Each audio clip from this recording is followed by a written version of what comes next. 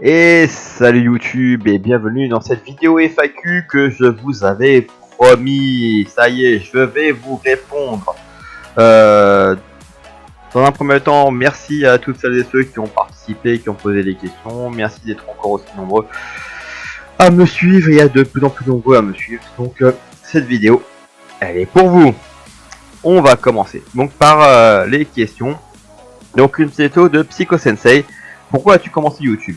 Alors, je vais répondre à Psycho Sensei tout en répondant à Tomega la bestiaire qui avait posé quelle était ta bonne animation pour te lancer sur YouTube, puisque finalement les deux vont se rejoindre. Donc Tomega, t'inquiète pas, je répondrai à tes autres questions, mais je prends ces deux questions en fin de compte comme étant plus ou moins les mêmes puisqu'elles sont liées. Alors pourquoi j'ai commencé YouTube? Quelles ont été mes motivations? Là c'est simple. Je suis quelqu'un qui est dans le partage, j'adore partager. C'est d'ailleurs pour ça que je suis en live, c'est pour ça que je propose des let's play, que je propose des découvertes, que j'essaie de proposer pas mal de choses parce que j'aime partager. Alors c'est vrai que je trouve des fois dommage qu'il n'y ait pas plus de vues que ça, mais après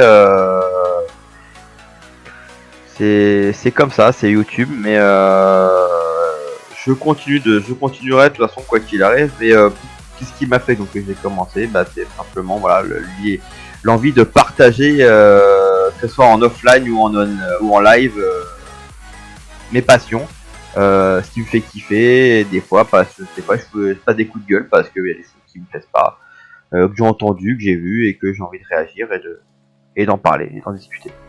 Donc voilà, quelles ont été mes motivations et ce qui m'a fait commencer YouTube. Qui me pose comme question, tu as commencé YouTube quand? Très simplement, juillet 2015. Alors, j'ai pas le jour exact, je crois que c'est le 1er juillet, mais c'est à vérifier. Tout ce que je sais, c'est que c'était le mercredi, parce que je crois qu'à l'époque, la Japan Expo n'ouvrait que le jeudi, vendredi, samedi, dimanche, et pas encore le mercredi. D'ailleurs, ça n'a pas duré longtemps le mercredi. Donc je crois que ça devait être un mardi ou un mercredi. Alors, ça dépend. Hein. Si ça ouvrait le mercredi, ça veut dire que ma vidéo était. Mais c'était la veille de l'ouverture de la Japan Expo. J'avais fait ma vidéo de présentation de chaîne YouTube. Et avec toujours la même caméra que j'ai à l'heure actuelle, avec le film à l'heure actuelle. Donc voilà, j'ai commencé à ce moment-là. Même si entre temps j'ai eu des pauses pour certaines raisons, j'ai repris un petit peu en 2016, mais j'ai pas pu continuer. Et j'ai repris là en début 2020 avec une envie vraiment d'y aller quoi. Donc voilà. Donc Tomega, du coup, bah j'ai répondu à ta première question. Et quelle est ma motivation actuelle pour rester actif? Bah tout simplement vous les abonnés. Sinon je vais arrêter cette vidéo le FAQ pour les 100 abonnés, je ne l'aurais pas fait. Je l'aurais pas fait. Puisque sans vous, je pourrais pas faire cette FAQ. Donc tout simplement, c'est vous les abonnés qui me poussez au-delà de la passion. Au-delà de ma passion, de mon envie de partage, c'est parce que vous êtes là et que vous êtes de plus en plus nombreux qui me pousse à continuer et à faire toujours plus. Donc voilà, quelle est ma motivation actuelle pour rester actif. Même si des fois c'est pas forcément facile parce que y a les aléas de la vie, les aléas de l'IRL qui font que il y a des fois j'ai envie de liver et je peux pas parce que j'ai des obligations IRL. Et des moments où je me dis tiens demain je veux tourner, non je peux pas parce que j'ai l'IRL qui me rappelle à l'ordre. Donc j'essaie de faire au mieux pour proposer du contenu, mais voilà, vous êtes ma motivation principale à l'heure actuelle. En plus de ma passion.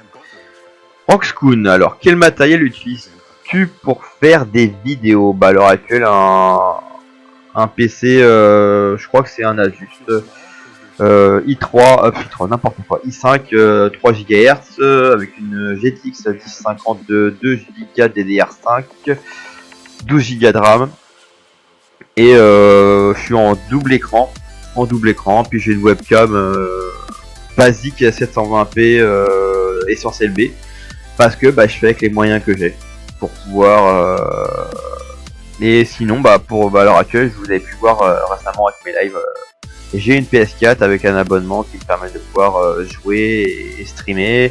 J'ai retrouvé d'ailleurs récemment ma webcam, enfin la caméra PS4 qui me permet de pouvoir m'incruster, que je vais pouvoir utiliser prochainement. Et donc ma série de jeux préférée, j'en ai beaucoup. Ça va être, alors la réponse va être longue, je préviens. Ça va être long à répondre parce que à l'heure actuelle, si je me base sur mes collections, je vous dirais très clairement Zelda et Rockman Rockman étant Megaman, pour ceux qui ne connaîtraient pas le nom japonais. Pourquoi si je me base sur mes collections, comme je vous dis, à l'heure actuelle, Zelda, je dois avoir Zelda 1, 2 en loose NES, Zelda 3, le Link to the Past en loose version japonaise, et je dois encore avoir Link Between Worlds sur 3DS. Ça c'est en physique. Après en démat, enfin j'avais une version collector qui regroupait sur GameCube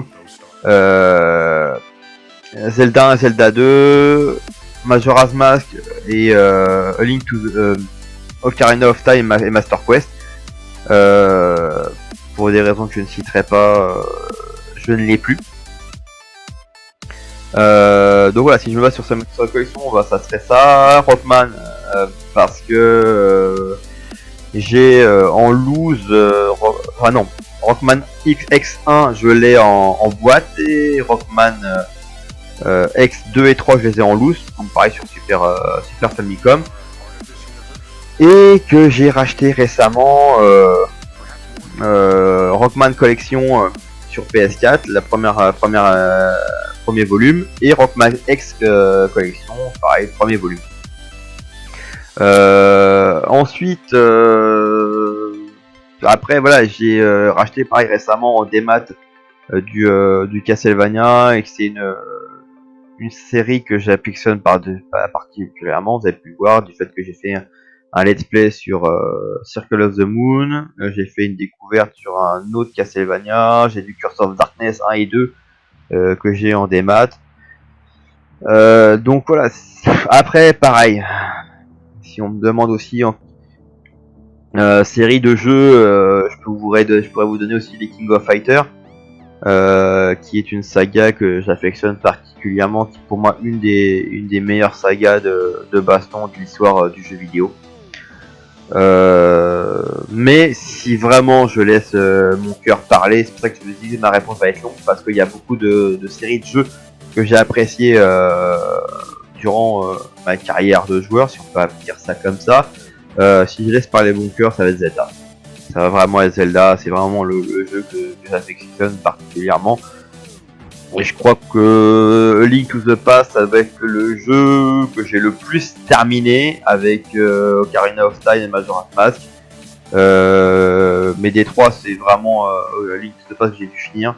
Je me rappelle d'un été où je m'étais pris la tête pour le finir en 0 vie, enfin voilà, 0 vie, 0 continu. Donc ouais, non, franchement c'est vraiment Zelda qui me touche le plus. Et est-ce que tu collectionnes les mangas? Je répondrai oui et non, pour la simple et bonne raison que oui, j'ai été collectionneur de mangas, j'ai toujours une collection de mangas, donc c'est pour ça que je réponds oui, et à la fois non, parce que j'ai plus trop les moyens et plus trop la place. Enfin, à un moment donné j'avais plus trop la place, là je pourrais éventuellement avoir la place, mais j'ai pas les moyens. Mais c'est clair que si j'avais la place et les moyens, oui, c'est clair que je continuerais de collectionner les mangas, parce que je suis un passionné de manga et d'anime. Alors, ça c'était Roxcoon. On va continuer avec mon ami Fever qui me pose comme question Diablo 3. Ça c'est suite à mon live Diablo. Alors, tu y joues depuis combien de temps? J'ai retrouvé ma date d'achat de l'extension Reaper of Souls qui date du 1er décembre 2014, et j'ai retrouvé ma version boîte de Diablo 3 que j'avais acheté sur moi à Auchan, pour pas dire de bêtises, pour une bouchée de pain, et j'ai dû peut-être tout l'acheter pour 20 balles, une connerie comme ça. Et donc du coup c'était en 2014, donc je pense que j'ai dû commencer à jouer à Diablo 3 en 2014, au moins pour la partie histoire. Parce que pour ce qui est saison, je crois que j'ai dû commencer à la saison 15. Sans aucune conviction, je vous répondrai mais je sais que j'ai commencé à jouer en saison seulement à partir de fin 2016, début 2017. Donc, est-ce que j'ai joué à tous les opus? Oui et non. Encore une fois, vous allez me dire pourquoi oui et non. Oui, au sens strict où j'avais le jeu d'installer, j'ai joué au 1, j'ai joué au 2. Maintenant, si on prend sur le fait que le 3 je l'ai fini, j'ai fini la première partie avec Diablo, j'ai fini l'extension Reaper of Souls, donc si on prend dans ce sens-là, non, j'ai pas fini le 1 et le 2. Donc pour moi, j'estime pas vraiment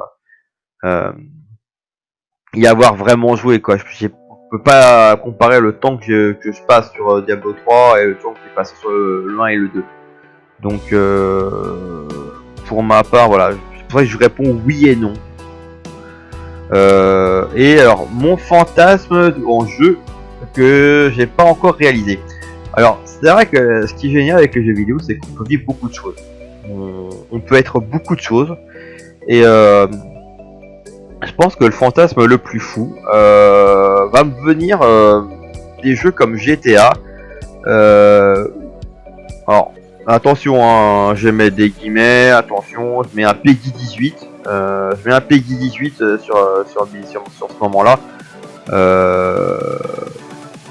Voilà, avec l'arrivée du VR, ce que je trouverais complètement dingue, ça serait clairement un jeu X où on puisse vraiment participer voilà, activement par le biais du VR.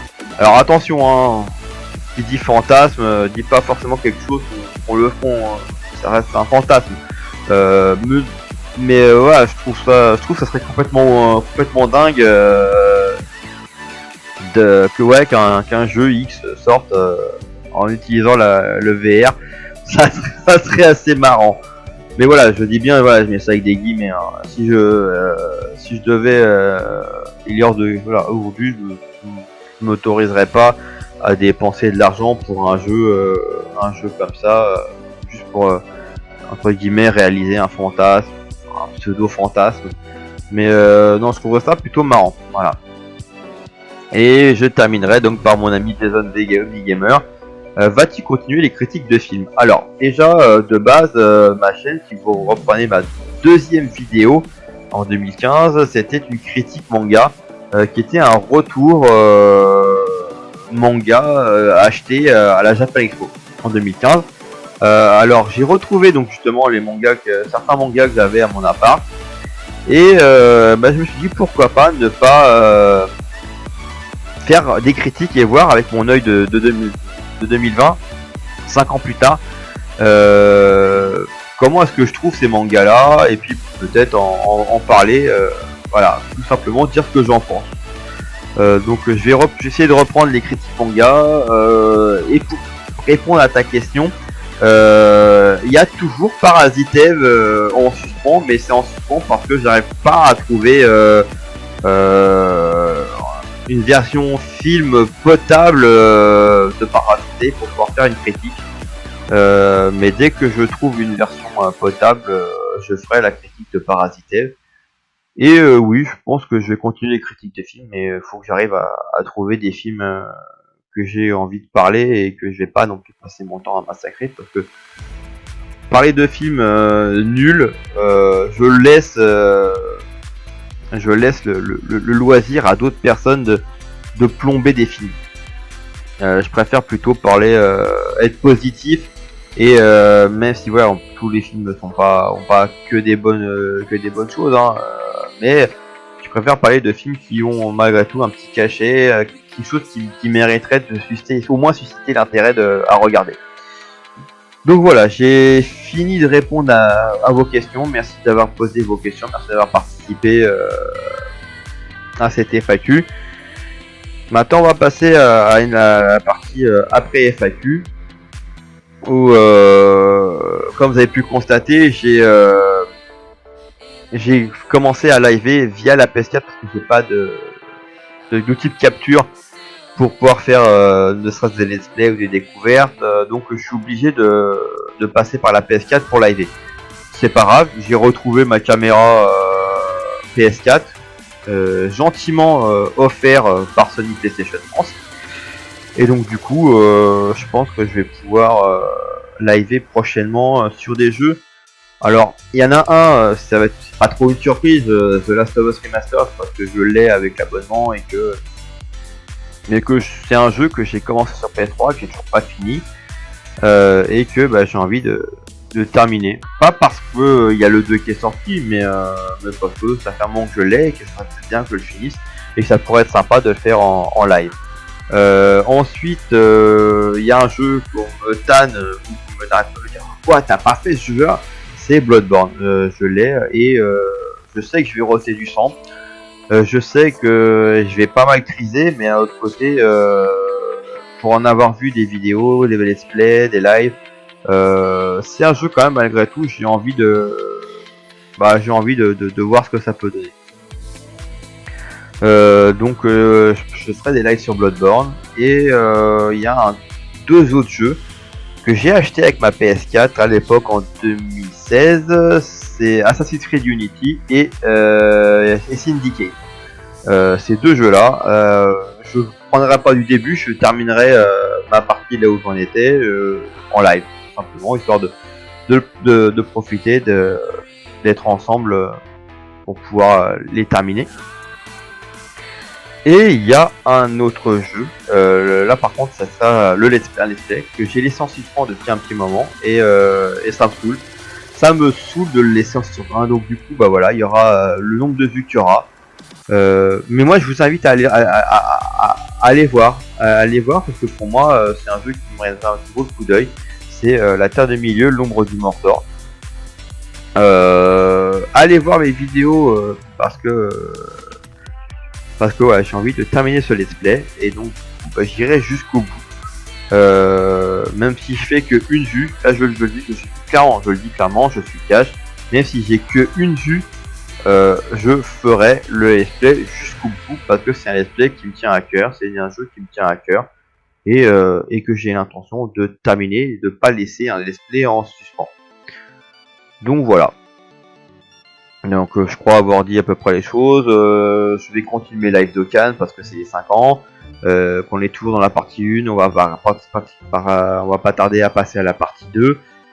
DBL je lâche pas, mais à un moment donné il faut aussi qu'il y ait du contenu à live, parce que franchement faire des lives juste sur du PVP, excusez-moi, mais voilà, vous savez ce que je pense du PVP sur DBL, donc on va pas se mentir, voilà, faut qu'il y ait pour moi vraiment du contenu à farmer pour pouvoir faire un live. Donc là il y a peut-être j'ai le Zamatsu là, le Leven Zamatsu à farmer. Donc si je ferai peut-être un live prochainement. Mais voilà. Donc voilà, je crois que j'ai à peu près dit ce que vous allez faire progressivement. Je vais essayer de faire un peu plus de vidéos, un petit peu facecam, où je vais reprendre des petites choses qui me tiennent à cœur. Alors excusez-moi de la qualité de la caméra, je fais comme j'ai dit avec les moyens que j'ai. J'ai pas beaucoup de moyens financiers, donc c'est un peu compliqué mais voilà. Pour moi c'est pas les moyens mis en place qui sont le plus important, c'est la personne qui vous les propose. Pour moi c'est ce qui est le plus important. Faut arrêter de s'arrêter simplement aux moyens techniques, et s'arrêter plus à ce que la personne vous propose, et qui est surtout, n'oubliez pas que moi je le fais avec le cœur, et c'est ça le plus important. Pour moi c'est pas les moyens physiques ou financiers, c'est le fait que moi je le fais avec le cœur, je le fais avec passion, et quand j'ouvre mon cœur, voilà, c'est ce qui me permet de faire les choses. Donc voilà, moi je suis donc voilà, le message est passé, les choses ont été dites. Donc voilà, excusez-moi de la caméra que j'ai, mais voilà, je fais avec mes moyens. Sur ce, je vous souhaite plein de bonnes choses. Encore merci pour ces 100 abonnés. Je suis même maintenant à 113 abonnés depuis, et je pense que ça va encore grandir progressivement. Et ça, je vous en remercie. Je vous souhaite plein de bonnes choses et on se dit à la prochaine pour de nouvelles aventures. Allez, bye.